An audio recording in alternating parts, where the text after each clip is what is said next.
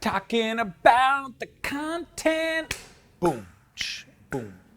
Content that attracts customers.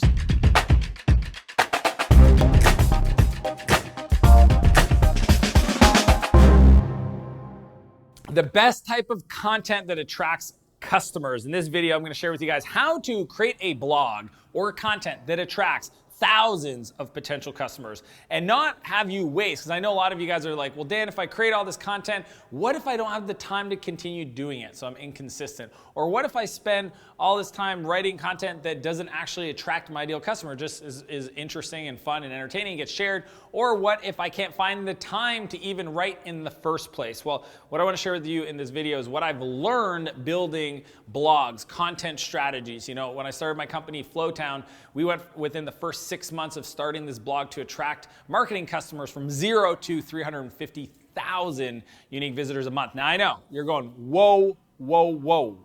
I don't need that much traffic. I would be happy with 100 people a week reading my blog.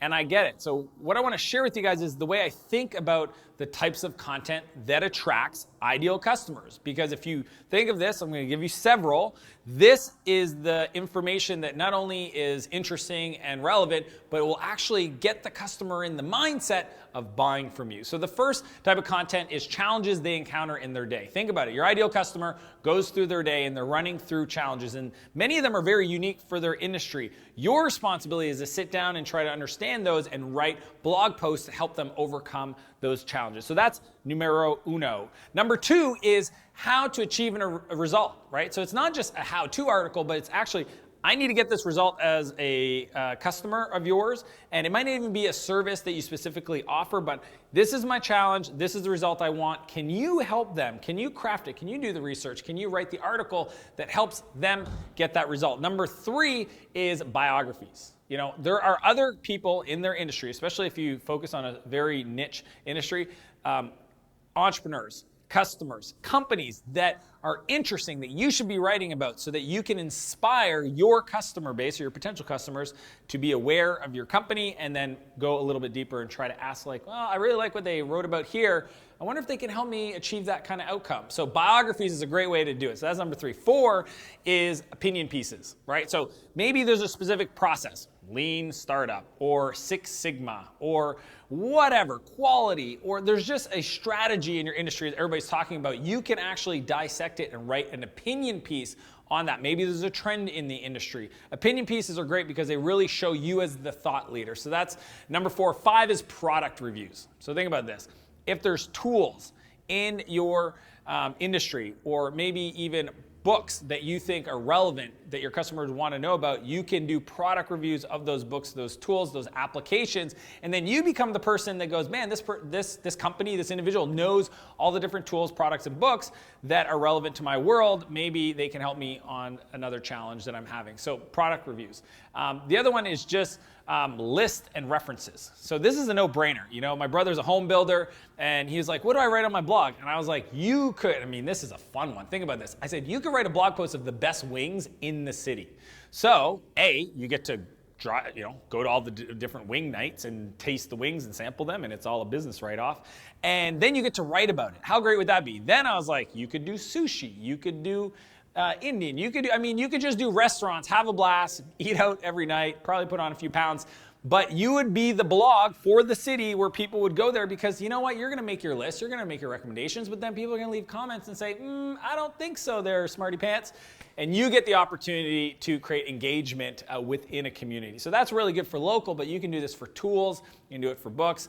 I really like lists and references. Here are the top 25 tools, etc. And then finally, number 7 is case studies, your case studies. Hopefully, you have results you've achieved for your customers. Write about it. Because you know what's cool is if you do that, then other customers are going to be like, I want to be written about someday on their blog. I want to be featured. And here's the fun part is that motivates them to actually get the result that you offer in your company so that you might, so they might be eligible for being written about on the blog. Does that make sense? Because like it's a subtlety, but super powerful. If you start featuring customers, your other customers are going to go, I want to be a success case study. I want to be written about on the blog. So they start using your product. They start, telling their whole team. They start telling you about all the wins they've gotten with your service or your product. And then that just makes it super fun for your community, for your customers, and for your team to learn about those, and you can write about them on your blog. So real quick, there's seven, okay? 1 is challenge that they have in their day. 2 is how to achieve a result. 3 is biographies, because that really inspires them.